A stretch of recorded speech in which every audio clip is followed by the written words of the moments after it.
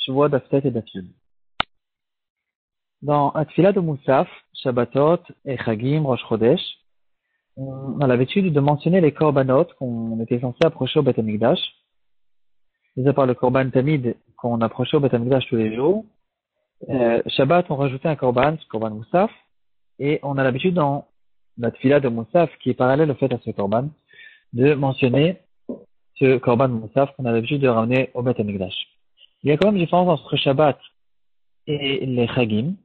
Et sur Chag Shavuot, il y a quelque chose de spécial. On retrouve deux nosraot dans certains sidurim.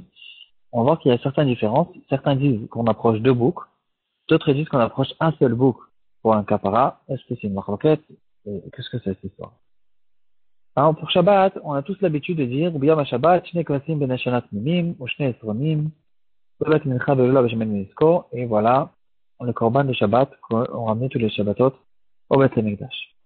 Ça, c'est pour Shabbat. Donc, en fait, on ramène non seulement le fait qu'il y avait un korban Moussaf, mais on ramène aussi les psukim qui parlent de ce korban Moussaf qu'on avait l'habitude de ramener Shabbat. Pendant les fêtes, le korban Moussaf des trois fêtes, ici, on retrouve déjà une différence entre les Sfaradim et les Ashkenazim. Chez les Sfaradim, on n'a pas l'habitude de mentionner les psukim des korbanot. On mentionne juste que on ramenait des korbanot. On demande à Hachem, Sham Naaseh lefanecha et korbanot chovetenu, et on demande à Hachem qu'il reconstruise le Beth Amikdash pour qu'on puisse ramener et approcher les korbanot qu'on est censé approcher, Tmidim Kisidram, ou Moussafim Kilchatam, et on demande que le Moussaf de Yom Chag, par exemple à Shavuot Hazeh, alors Naaseh venakriv lefanecha, ki mitzvat Moshe Avdecha, ki mitzvat Retonach, כמו שכתבת בתורתך, על ידי Moshe Avdecha, de la même manière que tu nous as ordonné dans ta Torah, que tu nous as donné à travers les mains de Moshe. Et ensuite, on continue une autre tefila, Elokeinu veloker avotenu melech rachman rachmelenu. Et en fait, on ne mentionne pas les psukim qui ont été écrits justement dans la Torah de Moshe, comme on a l'habitude au fait de le faire pendant Shabbat, ou bien ma Shabbat, shne kvasim. Pourquoi on ne mentionne pas les psukim? Et chez les Ashkenazim, on mentionne les psukim. On retrouve cette marloquette non seulement dans les Machzorim, mais dans le Shulchan Aruch, c'est Mantav Kuf Tzadik Aleph, le Shulchan Aruch dit Aminag Pashut de Kol Bnei Sfarad, le minag chez tous les Sfarad, chez En Mazkirim Psuké Korban Moussaf Klal, de ne pas mentionner les psukim du Korban Moussaf. Et pourquoi, quelle est la raison? Le Mishnah Berurah, il nous ramène la raison au nom du tour. Il dit que pendant Shabbat, tous les Shabbatot, c'est les mêmes psukim. Par contre, pendant le Korban Moussaf des fêtes, alors chaque fête, il a un autre pasuk qui ramène au Korban Moussaf. Et on a peur que les gens ils vont s'embrouiller, ils vont se mélanger, ça va les embrouiller au milieu de la tefila. Alors, on se suffit de dire que on te demande de rapprocher le Korban Moussaf comme il est écrit dans la Torah et sans donner la référence exacte. Ça, c'est la raison pour laquelle chez les Sfaradim, on ne mentionne pas. Chez les Ashkenazim, on peut tous ouvrir les Machzorim des Ashkenazim et on remarque là-bas dans le Moussaf de Shalosh Regalim une longue liste et effectivement, c'est un peu embrouillant. Il faut bien avoir la tête sur les épaules et chercher quel est le pasuk que je suis censé dire maintenant. Je suis la première fête de Pessah, alors je dis quel est le pasuk, je suis en Shavuot, etc. Et je cherche le pasuk qui est adapté à la fête. Et le Rama, il nous ramène, Aminag Pashut Bashkenaz, de dire les psukim de Moussaf. Comme en fait, on a l'habitude de dire tous pendant Shabbat.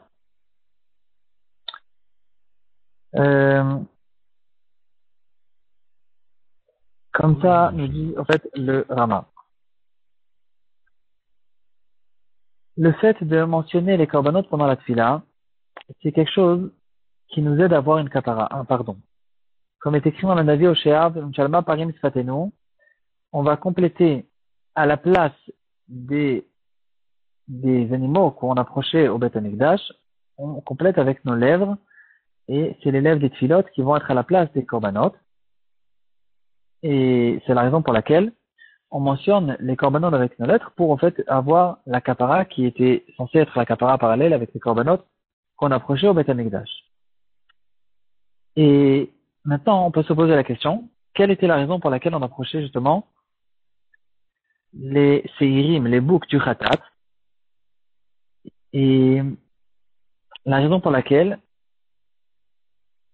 cette chose-là a été écrite dans notre Gemara, ça vient faire une kapara sur Tum'at Mikdash Vekodashav. C'est-à-dire quelqu'un qui s'est trompé, il était impur, il est rentré dans le Beth Amikdash, ou bien il a approché un korban, il a mangé un korban. Toutes ces choses-là ont besoin d'avoir une kapara qui va venir grâce à ces boucs de khatat. Et maintenant, en fait, si c'est comme ça, on peut se poser une grosse question. De notre temps qu'il n'y a pas de Beth Amikdash, pourquoi on a besoin de mentionner ces psukim des korbanot, alors qu'on n'a plus du tout le problème du Tumat Mikdash Vekodashav, il n'existe plus, on n'a pas le Beth Amikdash, donc non seulement on n'a pas la possibilité d'approcher les korbanot, mais on n'a pas non plus les interdictions qui arrivaient autour du Beth Amikdash, comme les gens qui rentraient en étant Tmeim.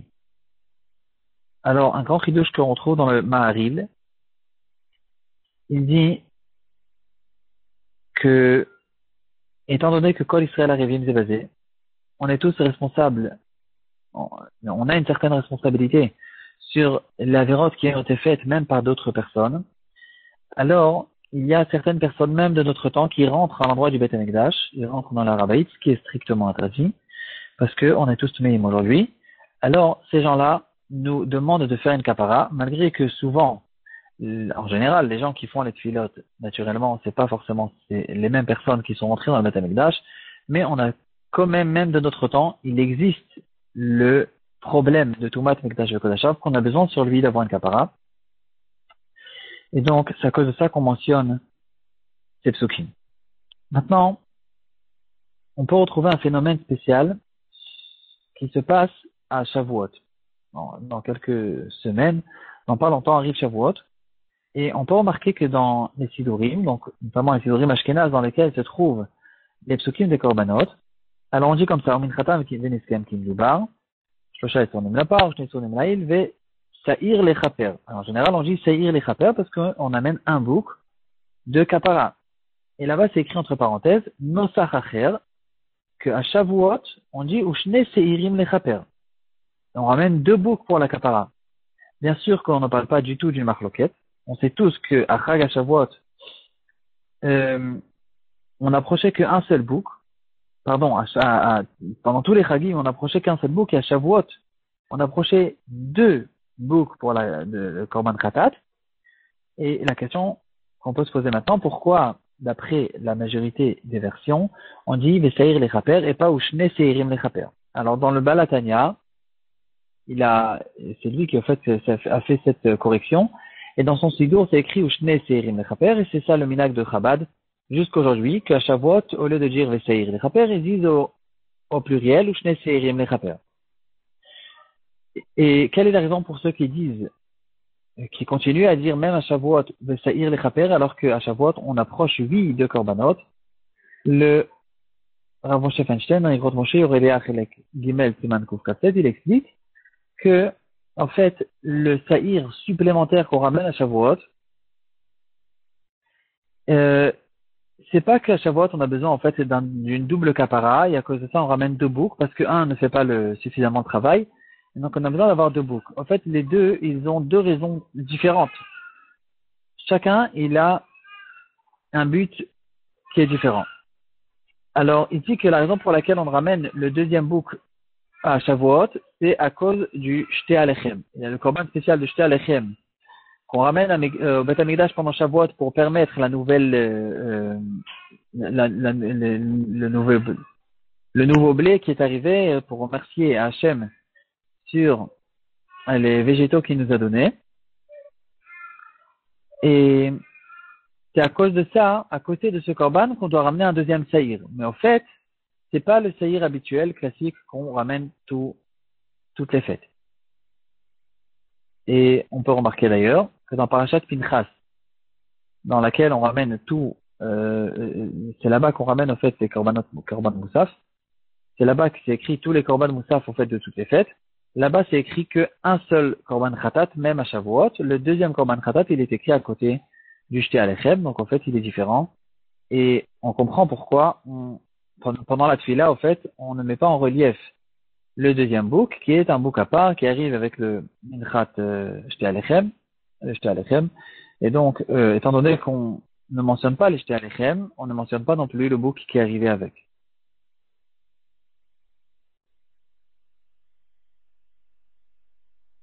Pour finir, on passe maintenant de la Tfila à Kriyat Torah. On a l'habitude pendant les Yamim Tovim de faire sortir 2 Sifrei Torah. Dans le premier, on lira une Kriya qui est en rapport avec la fête.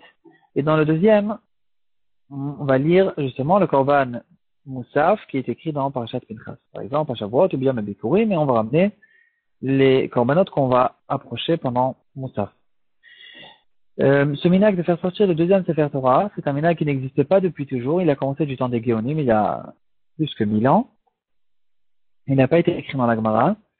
Et les Géonim, ils se sont appuyés sur une Gemara dans Masechet Anis qui dit que pendant Brit Ben Abtarim, Hachem, il a dit à Avraham Avinu qu'il lui a montré au fait tous les temps, toute l'histoire juive, et il lui a montré qu'il y aura une période avec le Beth Amikdash et il y aura des périodes d'exil. Et Avraham Avinu, il a demandé à Kadosh Baruch Hu comment les Bnei Israël, ils auront une kapara quand ils vont fauter. Alors Hachem, il a dit, ils vont approcher des korbanot. Alors Avraham, il a dit, ça c'est pendant le Beth Amikdash, mais pendant l'exil, qu'est-ce qu'ils vont faire? Et Hachem, il lui dit que Vartikantilem Seder Korbanot, je leur ai déjà instauré le Seder des Korbanot qui est écrit dans la Torah, et que quand ils vont lire devant moi ces Korbanot, alors je considérerai comme si qu'ils ont approché ces Korbanot devant moi, et je vais pardonner toutes leurs avérotes. Après que les Géonim ils ont vu cette Mara, ils ont instauré au fait de faire sortir un deuxième Sefer Torah pendant les fêtes, et justement de lire les Korbanot pour avoir une kapara. Les Korbanot de Shtei Alechem, le Korban spécial de Shtei Alechem qu'on approche pendant Shavuot, il n'a pas été mentionné dans Parashat Pinchas, et on ne va pas le lire pendant Shavuot. Il est mentionné à part dans Parashat Emor. Dans une semaine, on va le lire. Et il ne fait pas en fait partie du Seder des Korbanot, et il n'est pas en fait pour une kapara. Il n'est pas là du tout pour une kapara, il est là pour remercier Hachem sur la terre, et sur ce qui pousse sur la terre, tout le végétable. Et donc, on comprend maintenant pourquoi dans le Kriyat Torah, on ne va pas ramener ce Korban Moussaf, ce Korban de Shtei Alechem.